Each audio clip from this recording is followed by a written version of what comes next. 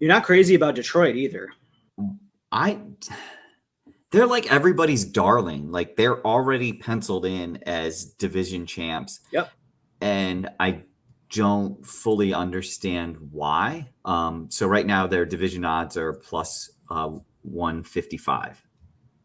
So pretty good. If you do like the over, I would recommend you just don't bother. Bet the division.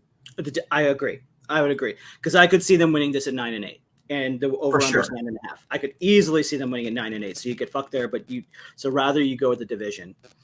The odd part though is they're already currently favored in 11 games. Which is very strange. That seems a Very bit strange, weird. considering that for the most part, the past 2 years they've been underdogs Yeah. consistently. It used to be that if you lost to the Lions, like, what's wrong with you? I will say this.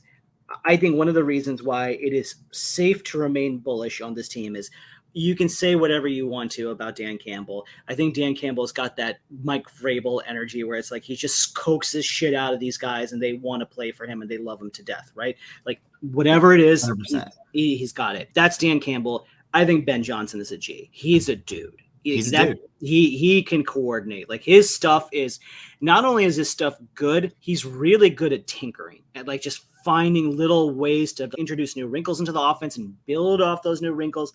His stuff is interesting. Case in point, like he made Jared Goff look really, really good last season, right? And like I know Jared Goff has a history of regressing back to earth, but like Goff looked really, really good last year. They have a very, very good offensive line.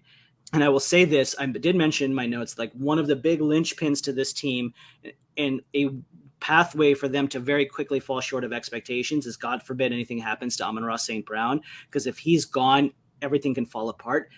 But I think they find 80 targets for Jahmyr Gibbs. Like they'll do him. And I'm always very hesitant on rookie tight ends, but I think they find 80 or 75 or 85 targets for Sam Laporta as well. Like I liked him since the pre-draft process. Like he can manufacture offense is what I'm trying to say. Like they can manufacture it.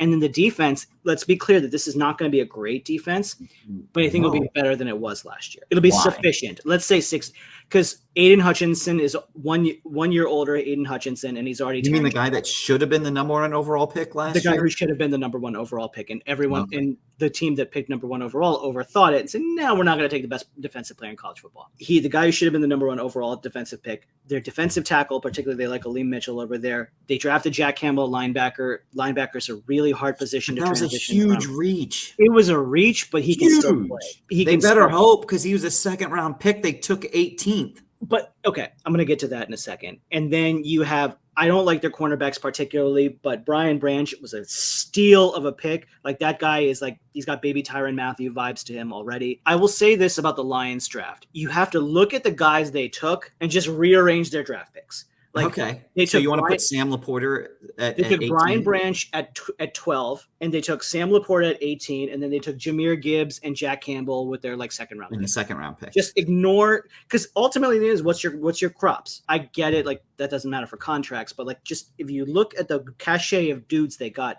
don't worry about where they came from. Worry about the fact that they added them, and that's. But I have a hard time with that because I really enjoy value. I'm a value guy.